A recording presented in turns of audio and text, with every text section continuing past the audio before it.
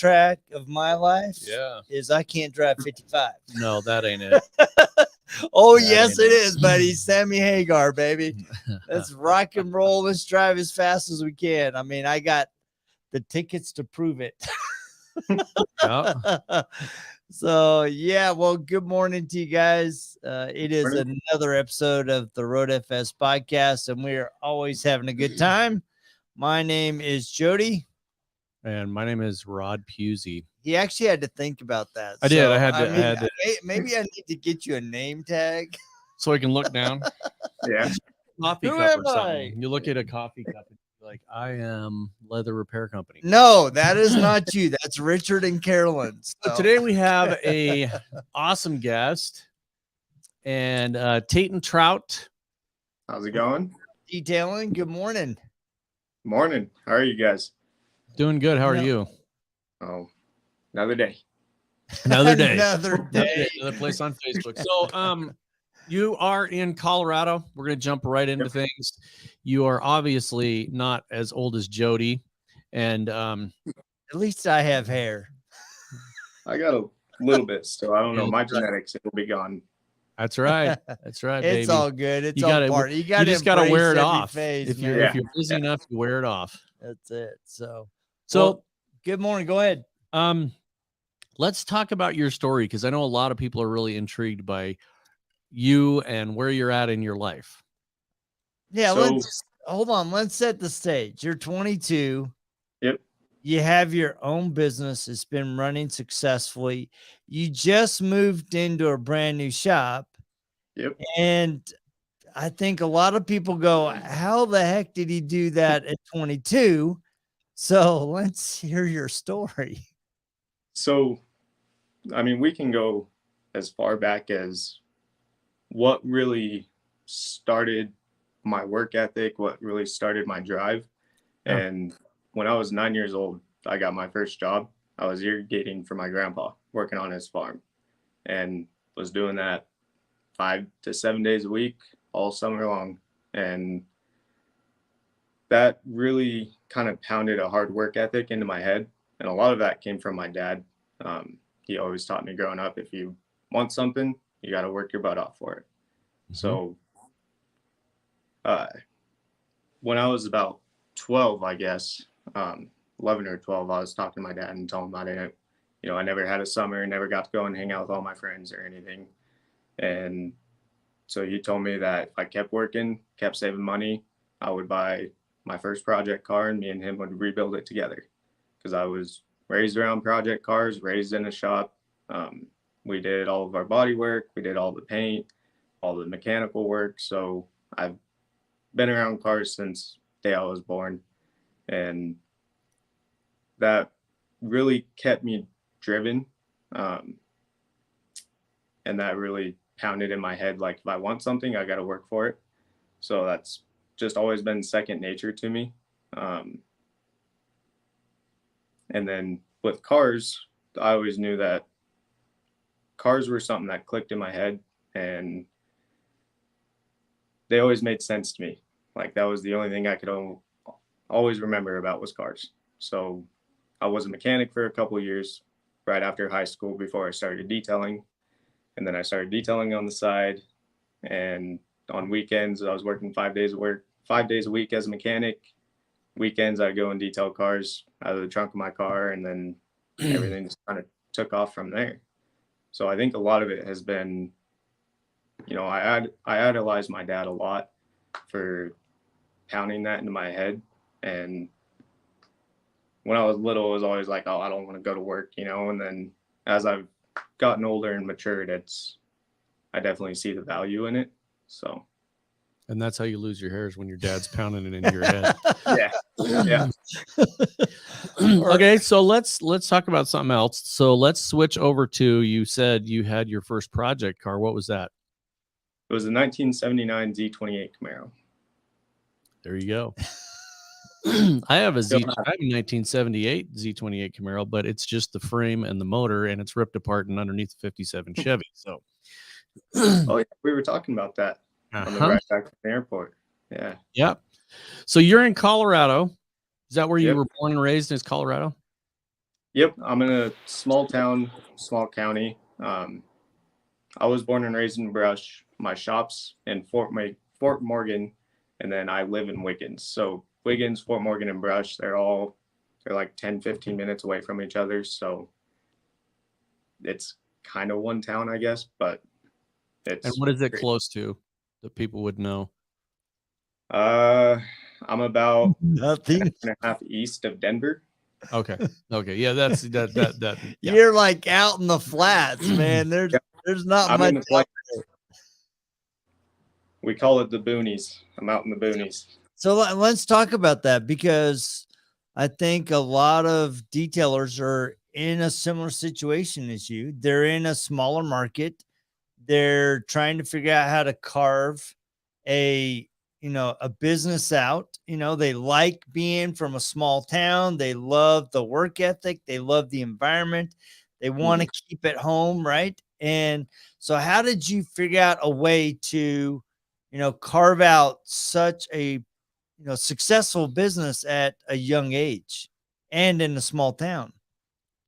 Well, I think the biggest thing is you have to be able to learn your market. So I know in my area, two of the biggest things is agriculture and oil field. So I know that, you'll obviously have to chase where the money is. But in every town, every market, everyone has a car. A lot of people have multiple. So if you can learn your market, learn where your big money is at, but you also have, I guess you call it like your bread and butter. You have just your average work. You find your dealerships. You really you got to learn your market and figure it out and kind of chase what options you have. So what is your bread and butter? Mine would be, I have 2 used car lots that I do work for. So most of the time they have something for me if I'm slowing down, like during the winter. That's really the majority of my work is my dealership cars. And then, you have your average customers that you're going to see once every 6 months, maybe once a year, for interiors, exteriors. So I guess that would be kind of more of my bread and butter, is just the interior work, the consistent customers. Are you doing anything on the agricultural side with tractors and things like that? That's something I'm trying to get more into. I've done quite a few tractors. I actually have 2 of my guys going out to do a semi today. So I've messed with agriculture quite a bit, but even the guys that own these companies, own these farms, they've got a lot of nice vehicles. I have one customer that he owns a company in the oil field, and he's brought me 3 or 4 pickups now to coat, and he's been a huge support for me because he started out the same way. But yeah. So when we talk about that, and the reason I ask about your bread and butter is because a lot of people, obviously, you and I have similar backgrounds in a sense that I was right out of high school. I was a mechanic. And everybody always wanted to work on the cool cars, right? I mean, as a mechanic, you want to be the one that, I put a supercharger on this brand new Corvette type of thing. But my analogy is always, but what keeps the lights on is doing brake jobs on a Honda. Yep. So the same is true in the detailing industry. And I think that that's a really valuable thing that people should look at is you've got to figure out what it is what is your bread and butter, right? That is the question for everybody. And it is market driven for sure. 100%. If you're in the, oil fields and you've got people that got high end cars or they got tractors or whatever, you got to figure out how to do that. And a lot of people, I don't know how to do what you're doing, which is jump in and out of the dealership world. Yeah. So dealers are a different animal. They are cutthroat. They're cheap. They want you to do everything for $50. And you just have to figure out how to play that game and still be profitable. Don't ever cut yourself short. So do you go out and actively seek them, or do you have marketing that brings them to you? For dealerships or for dealerships?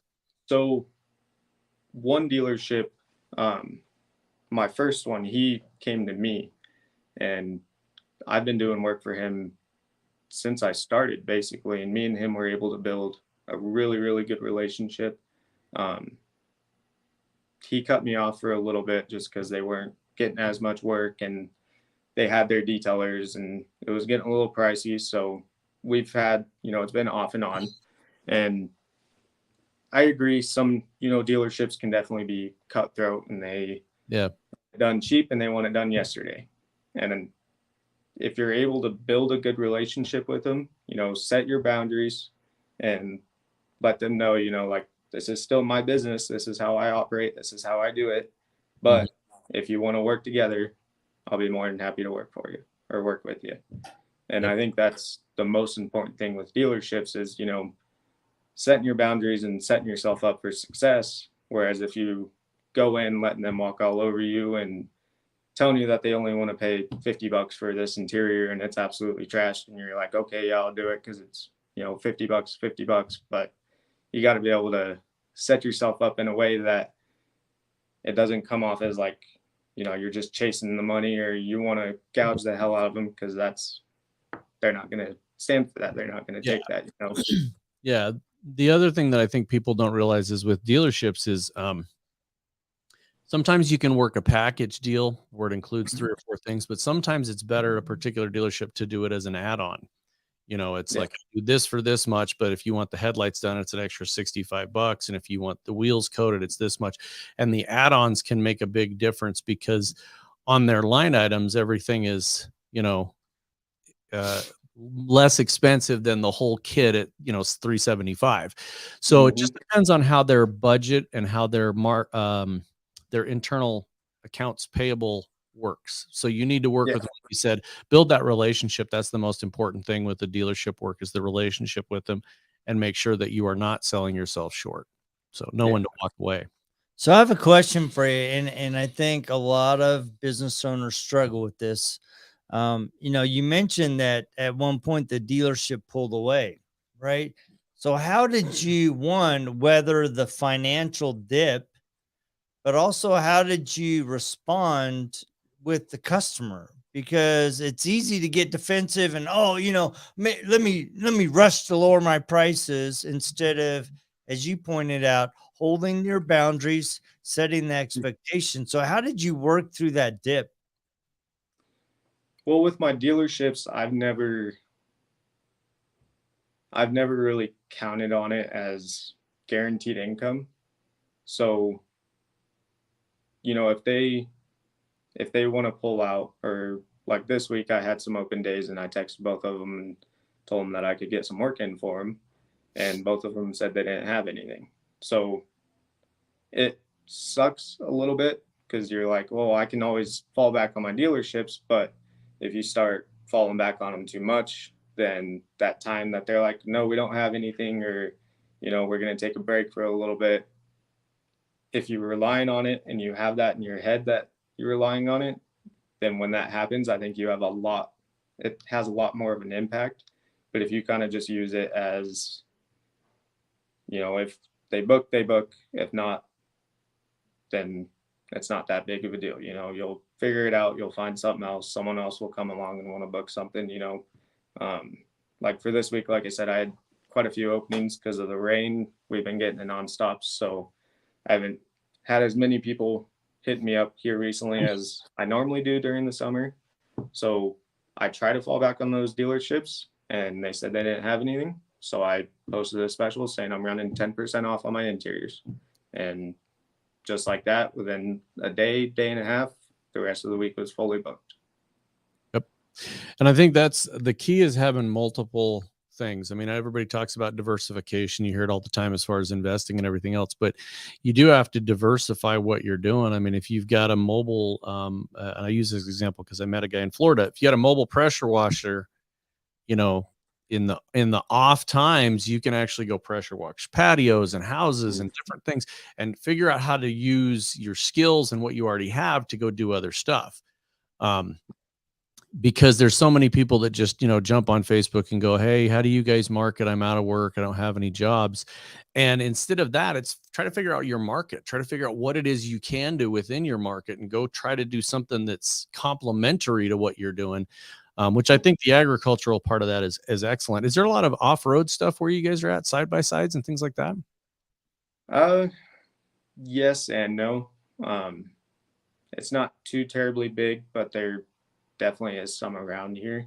It's like boats. We have a lake probably about 5 minutes away from my house, and quite a few people. That lake is constantly booked up, but the boats that people are going to be getting detailed or coated, it's pretty slim.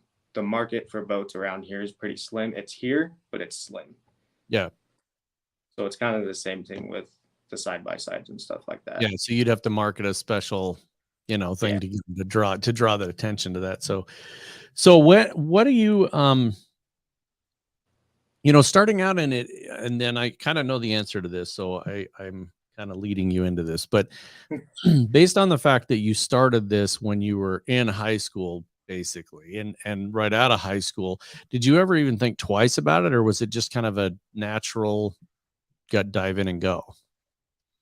Well, when I started doing it on the side, I kind of started by accident. I was working in dealerships, and at these dealerships, we had a carback truck come by all the time. So after work, we were able to wash our cars, clean them up if we wanted to. And I found a few carback products that I really liked. So I bought some off the truck the next time he came, because I was always cleaning my own cars. And then my brother made a joke one time that he'd pay me to clean his car. And I was like, yeah, I can use the extra $100 or whatever. So I did his car August 12th of 2020. That was my first actual detail. And then the next weekend I did another family members. And then the next weekend I did another family members. And I was going around doing all these families and all this family friends vehicles, and just kind of using whatever little stuff I had. I was using my girlfriend mom's vacuum, and she got mad that I was stealing it every weekend. So my girlfriend Tori, she bought me my first vacuum, which really helped me out. And it was never really like, as I started doing it, I was like, oh, this is a really good side hustle. At the time, I still wanted to be a mechanic. So I was like, this is a really good side hustle, extra money on the weekends. I have project cars, so project cars are expensive, as we all know. I was like, I can use this money to throw out my cars and then use my, biweekly paycheck for my bills. And then it just kept growing and growing and growing. And then I got the last shop I worked at, because I hopped around a few different mechanic shops. The last shop I worked at, I got laid off. And at this time, my detailing business was a little bit bigger. It wasn't anything that it is now, but it was the beginning of summer, and I was like, well, I'll just go for it. I'll see what happens. I'll just keep detailing and see what happens. And I partnered with another detailer here in town and was working with him a couple days a week, because I was really scared about not having a guaranteed income for my bills. That was kind of the biggest thing. And then he helped me out, and for about a month I worked with him a couple days a week and did my own on the side. And then after that month, I was so busy I didn't have time to go out and help him anymore. That's awesome. Everything has just kind of grown organically, and I've just kind of ran with it, Yeah. So what have you learned, looking back in the process? I mean, you're a 3-year-old business, and you're 3 years into it, and you've already bought your own shop. So what are some key things that have really helped you grow as a business owner and a business? I would say two of the biggest things that have helped me grow my business and grow myself is learning my market and learning the industry. So when I started going to MT and SDC, I started meeting a lot of people in the industry, making a lot of mentors and friends, and talking to them whenever I have questions or just talking about business or how I should be doing something. That has helped me out tremendously. Having mentors and people to look up to that have built amazing businesses that I aspire to be like one day, and that has helped more than anything. Awesome. So, and speaking of mentors, you know, we need to put our detailers of the roundtable hat on, you know, give a shout out to Mike and Kirk Evans and Billy Bogus for trying to create a group of mentors and like-minded detailers that are really trying to rally around each other, provide opportunities to do business, also provide opportunities to learn and to grow and to mentor each other. And it's when you create these kind of mentorship groups, you know, it really elevates, right? Because it's not about, you know, going, we're the best. It's about how do we make the industry the best and how do we make your business the best so that you can thrive and we can create, you know, a mark on the industry in a positive light and impact our thing. So shout out to detailers of the roundtable. We know you're part of that group. So yeah. And Mike and Kirk have been awesome. Detailers of the roundtable was something I was really excited about to see the industry, because being newer to the industry, I wouldn't say vulnerable or gullible, but I am to an extent. You know, I'm new, I'm young. So having this organization and being a part of this organization that is truly motivated to better the industry and unify the industry has been tremendous. Yep. And I think that is a real, that's a real trend. There's so many people that want the industry to be better and want it to be positive. And this is a really good opportunity to do that. It was meeting at SDC this year. The show was pretty light, but the camaraderie and the opportunity to meet, you know, Mike and be with Kirk and the guys that are doing this, it was a really good situation. So, how I got to jump back because we've mentioned it like 6 times. Your new shop. How big is your shop? How many square feet? I have 4,000 square feet of shop and about a little over 7,000 square feet of property. Holy Hannah! Yeah, you're planning on growing. Wow. Yeah, so it's split up into 2. I don't know if you guys got to watch my Facebook Live. Yep. So the side that I'm mainly working out of right now is where my wash bay is, where my floor drain's at. And then there's a wall that splits it down the middle, and the other half is just wide open. But it needs some work. It needs a ceiling, needs lighting, needs quite a bit. So my plan is to start in this side and grow this side, get it up to how I want it, and then work on the other half of it and get it up and going and lighted and all that stuff. So, and then attached to me is a body shop, and it's all the same guy that owns it all. So I'm hoping within a reasonable amount of time, I'll be able to buy the body shop too. And at that point, I think I'll have, I think it's 8,000 to 10,000 square feet. Holy Hannah. Wow. Yeah. Well, that's a good idea because awesome. You know, as far as income goes, then you can lease it out to somebody that's doing body work, and then you have work when their cars come out of the body shop, and you have money from rent. Yep. So good strategy. Wow, I love your vision. I love the way that you're positioning yourself for long-term success. So yeah, I think it's been a flaw, but it's also been very helpful about how much I overthink the future. You know, I'm very bad at, you know, looking at what I've got going on right now. I still can, but in my mind is always, what am I going to do next? How am I going to grow? You know, what's next for trout detailing? Yeah. And I think that is, that's something that's really common in the detailing industry. Is there's a lot of people that are, overthinking, OCD, ADD. There's a lot of that. Yeah. There's All a the lot of Ds. that. All the D's, all the A's, all the. So that can help you. I mean, that can actually help you in certain ways to deal with that stuff. And that, speaking from experience. So you got some comments coming in, but let's talk right before we wrap it up here. Let's talk about your there you go, Mike Rhines. Let's talk about your future and trainings and things you're planning on doing to bring more value to your business. Because I know we talked a little bit about it at SDC, but Yeah. So detailers of the roundtable,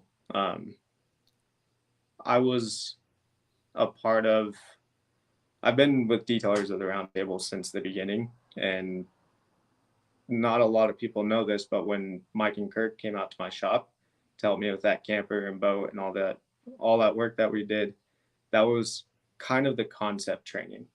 So that was really when detailers of the roundtable really lit up and really, went from just an idea on a piece of paper to, we can actually do this, and this is what it's going to be like. So being there since the beginning, that's how I was able to become a certified knight. And I know there's more trainings coming up. I'm not sure when. Mike and Kirk, they're doing amazing things with it, and I'm just kind of, whenever they tell me something, they tell me. But detailers of the roundtable trainings is definitely something I want to be a part of. Getting IDA certified, that's on my to-do list. I got that scholarship at SDC. Yep. Yeah, that was super cool. So that was awesome.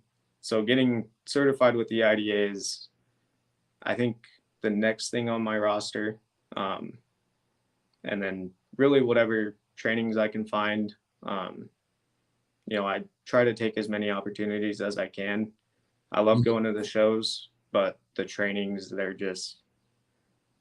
it's a lot different than just going to SDC. Yeah, it really is, because you get so many opportunities to learn different aspects of the industry, things you thought you might not ever do. I know I watch a lot of people that are doing the trainings, and just going to a 1-day training or a 2-day training. I know that there's been so many of them over the past 100 years that we've been involved in this, that we were able to do. I've done one with Jason Kilmer, the sanding thing. It was just an incredible training at the Rag Company. Awesome. Some stuff with Mike Phillips, down at Bugco Distributing. Oh my gosh, Rennie's class. Yeah, Rennie's class. And then at the RoadFS Training Center with Sarah and Sarah is Jason Rose, and I got a little aircraft training with IGL. Yep. So shout out to them. I mean, there's so many great opportunities. I think that's really key, is take the opportunity to do any training you can do. PPF, you were doing some PPF stuff. That's a different animal altogether. I'm sure that, IGL is going to, because they're diving into marine and there are a lot in the agricultural, that there's a lot of training opportunities in there. And I think that that's a real missed industry. Agricultural is a missed industry, because those pieces of equipment are, hundreds of thousands of dollars, and they're wanting to preserve them for long periods of time. So, and boat training, I mean, you've got opportunity with the detailers of the round table to be in there with Nathan Warren, one of the premier boat detailers, out there. So yeah, a lot of opportunities. And I think that's the key, is take advantage of those opportunities. The other thing that we always ask everybody, but I'm going to ask it a little differently, because usually our question is, what would you tell these young guys that are coming up? So in your case, so you'd be talking to the detail talking to kid. yourself. You'd be talking to the detail kid, but the question, who's already there. Yeah. The question is, what would you tell anybody of any age, as they're coming into this? What are some things you would give people an opportunity to do? Because there's a lot of people, I think, that are stagnant, that are stuck. I think there's 2 quotes or 2 ideas that run through my head constantly, things that I'm guilty about. The first one is a quote from a movie. I can't tell you which movie, but it goes, whenever it feels scary to jump, that's exactly when you jump. Because if not, you'll stay in the exact same place forever. So I've always used fear to drive me. With buying this shop, everyone always asks me, are you scared? Are you scared? I'm like, it's just another thing. It's just another thing I got to do to grow. You wake up, you go to work every day. That's all there is to it. And you focus on yourself, focus on your business, on your mental health, on your physical health, on your relationships. There's a lot that plays into it. So make sure you stay focused on that. And the other thing that I'd say is comparison is the thief of joy. So don't compare yourself to others, don't be like, well, this guy, he's the same age as me. We've been doing it for the same amount of time and he's doing so good that, he makes me look like I'm just poking along. That's not how it is. Everyone's life is different. Everyone's business is different. Everyone's market is different. You can do good things within yourself that are still going to compare to the other people that are doing amazing things, Yep. So don't let that take away your happiness.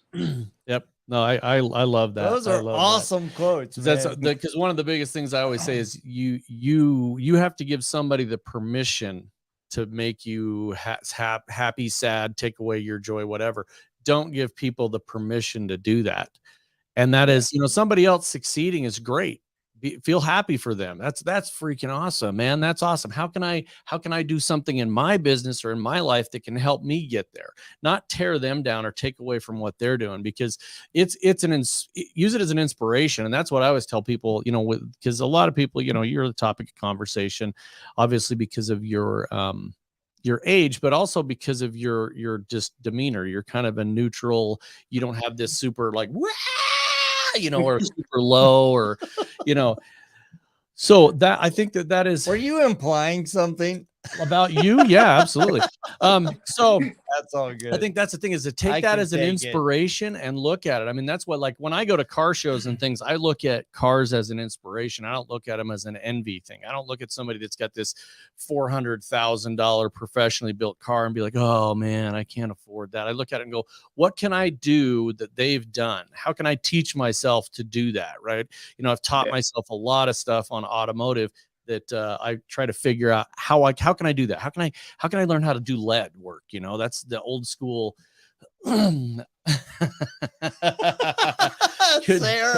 Sarah, damn, this younger generation is awesome. I feel like I'm listening to a guy that's been detailing for 30 years. Keep it up.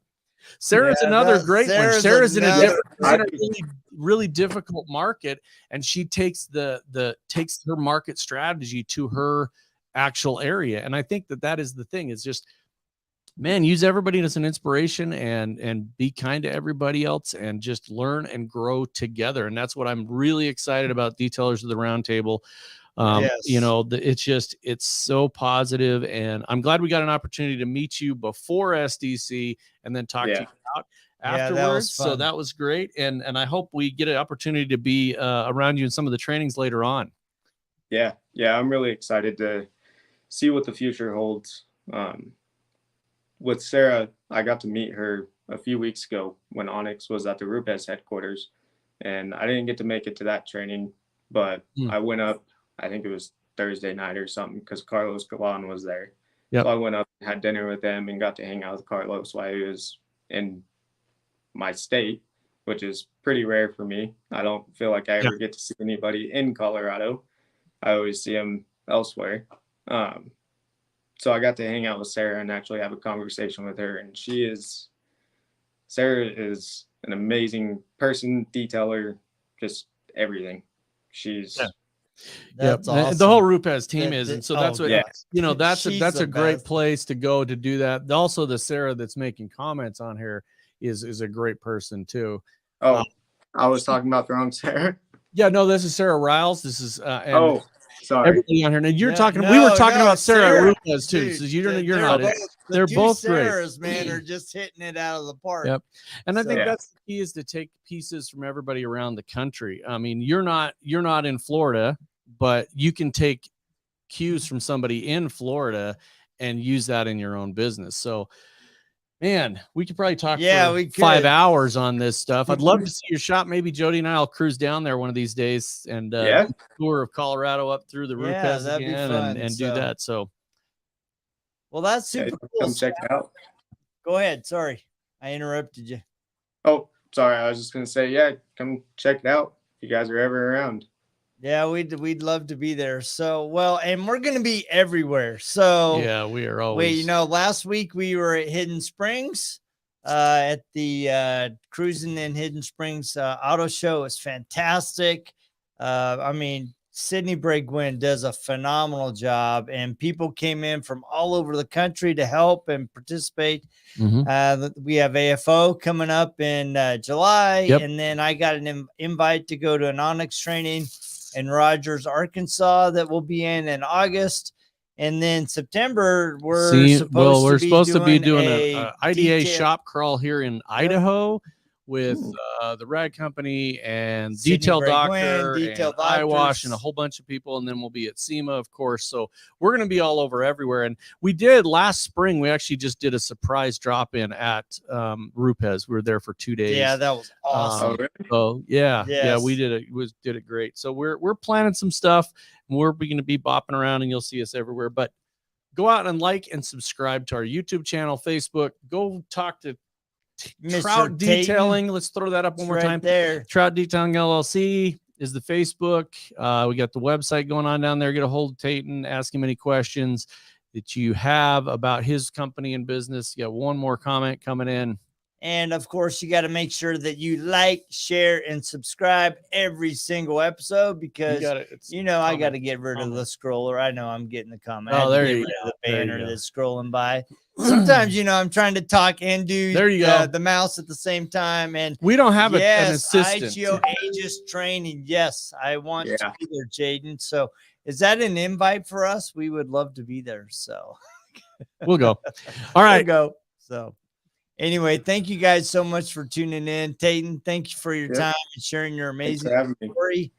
And next week, we have something really cool. We're actually taking a very serious discussion next week. And we're looking forward to that. We're going to be talking about women in the detailing industry. And we are rolling out a brand new thing. It is what we're calling the sponsor shout out. It is something, Mike Carlin, we're coming, IGL, we're going. It is something that we are calling the sponsor shout out, and it is not paid. So we are trying to do something different in the industry. We are just going to do a sponsorship of our show at no cost, and we're just going to call out good companies. So, next week is the first one. We'll roll it out. We'll explain it a little more then. But basically, it's just companies that do good stuff that we are going to highlight for that week. And it's just in the name of making the industry a better place. So tune in for that and get a hold of us if you want to know what that's all about. And we will talk to you next week. See ya. See ya.